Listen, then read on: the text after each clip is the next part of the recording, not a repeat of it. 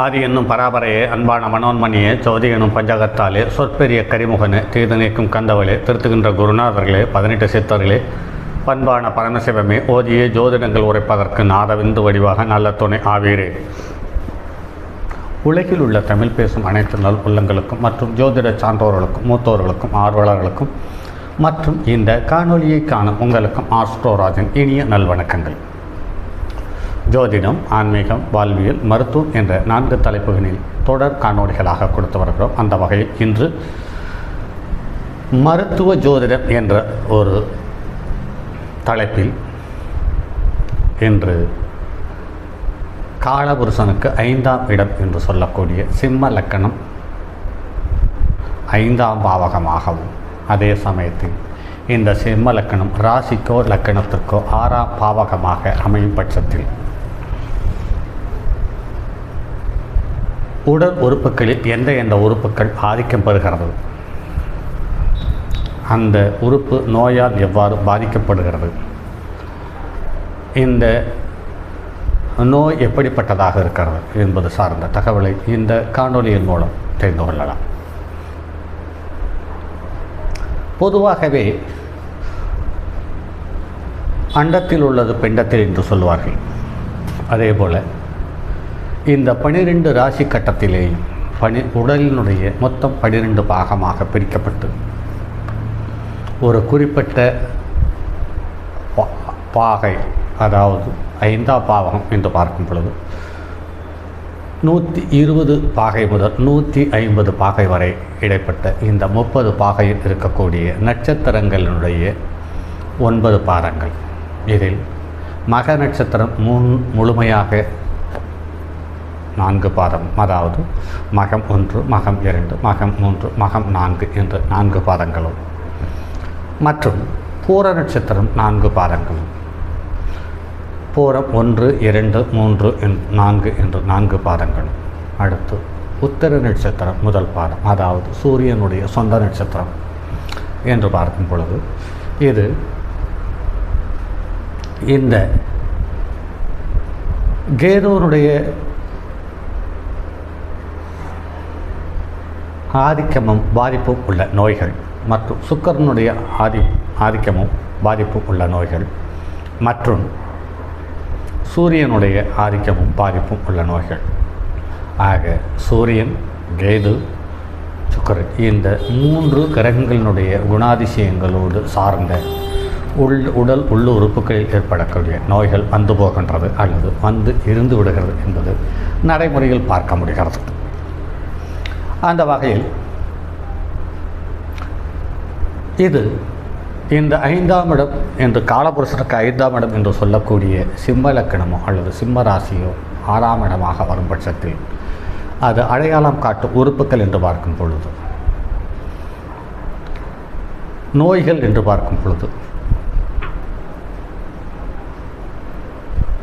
தலைவலி, தலைநோய்கள், கண்வலி, வயிறு வலி, வயிறு சம்பந்தப்பட்டது, பெருமூளை நரம்பு பாதிப்பு, பெருங்குடல், செரிமானத்தன்மை, இருதயம், இருதயத்தினுடைய இயக்கம், இருதய தசை சார்ந்த நோய்கள், முதுகுத்தண்டு, முதுகெலும்பு, குழந்தை பேறு தொடர்பான நோய்கள், வயிற்றுப்புண் தொடர்பான நோய்கள், அஜீரண கோளாறு, வாயு தொல்லை, தொப்புள் சார்ந்த தொந்தரவுகள், ஸ்டெம் செல்ஸ், அட்ரினல் சுரப்பி போன்ற உறுப்புகள் இந்த சிம்ம லக்கணத்துக்கு அல்லது சிம்ம ராசிக்கு உரிய பாகங்களாக அடையாளம் காட்டப்பட்டிருக்கிறது.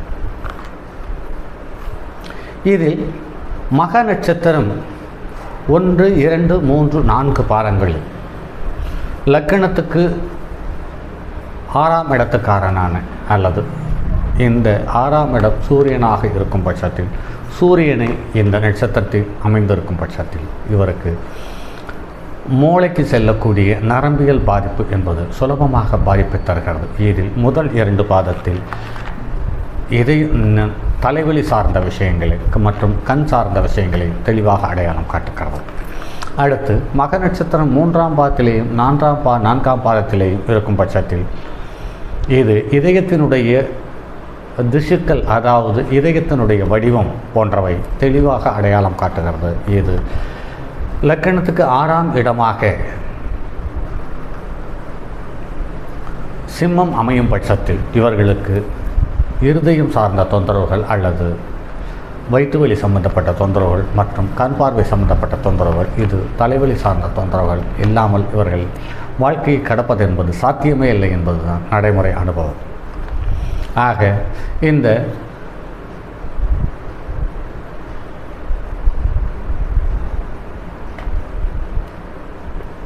சிம்ம லக்னம் சிம்ம ராசி 6ஆம் இடமாக அமையும் பட்சத்தில் இவர்கள் வயிற்றுப்புண் அதாவது அல்சர் சம்பந்தப்பட்ட தொந்தரவுகள் இல்லாமல் இவர்கள் வாழ்நாளை கடப்பது என்பது சாத்தியமே இல்லை. அது மட்டும் இல்லாமல் ஆவணி மாதத்தில் பிறந்திருந்தால் அவர்களுக்கு சூரியன் சொந்த வீட்டில் ஆட்சி வருகிறார். அவருக்கும் வயிற்று வலியும் தலைவலியும் இல்லாமல் தலையிலிருந்து கழுத்திலிருந்து மூளைக்கு செல்லக்கூடிய நரம்புகள் சம்பந்தப்பட்ட அல்லது இரத்த குழாய்கள் சம்பந்தப்பட்ட ஏற்ற இறக்கங்கள், அதில் காற்றினுடைய தன்மை அதாவது பிராணவாயு என்று சொல்லக்கூடிய புதனுடைய தன்மை சம்பந்தப்படும் பொழுது கண்டிப்பாக மூளைக்கு செல்லக்கூடிய இரத்த குழாயில் செல்லக்கூடிய இரத்தத்தினுடைய ஓட்டத்தில் ஏற்ற இறக்கங்கள் பக்கவாதம் அல்லது ஒரு பக்க உடல் உறுப்புகள் செயலிழவது அல்லது செயல்திறன் குறைவது போன்ற நடைமுறை அனுபவத்தில் எக்கச்சக்கமாக பார்க்கிறோம்.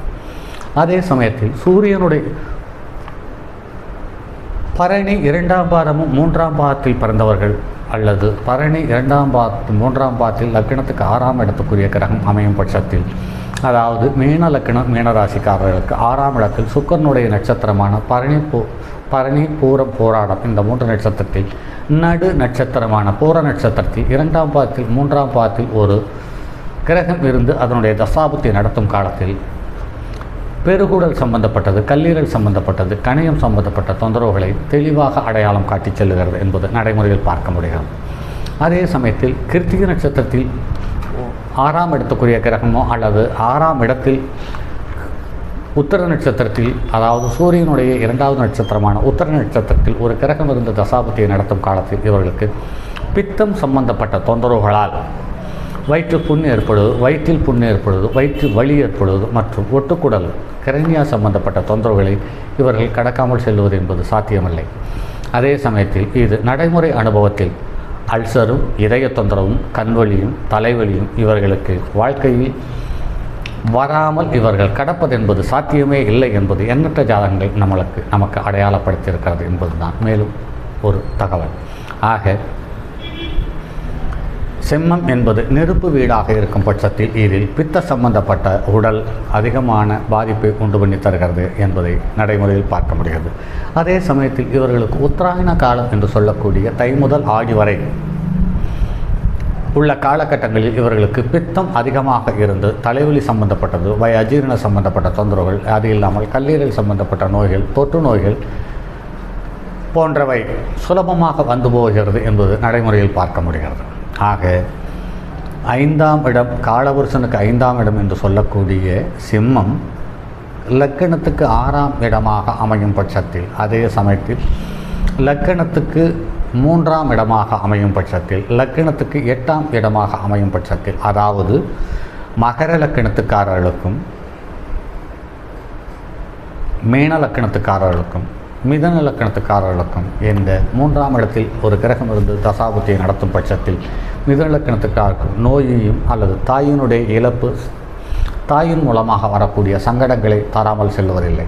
அதே சமயத்தில் மகர லக்கணத்துக்காரர்களுக்கு இந்த சிம்மம் என்பது தந்தையினுடைய கசப்பையும் தந்தைக்கும் இவருக்கும் ஒத்துப்போகாத மனோநிலையையும் தெளிவாக அடையாளம் காட்டிவிடுகிறது. அதே சமயத்தில் மீனத்தில் அமையும் லக்கணம் அமையும் பட்சத்தில் இவர்களுக்கு நோய் என்பது வருகிறது அல்லது வந்தால் போவதில்லை. குறிப்பாக மீன லக்கணத்திற்கு 6ஆம் இடத்தில் இருக்கக்கூடிய சுக்கிரனுடைய நட்சத்திரம்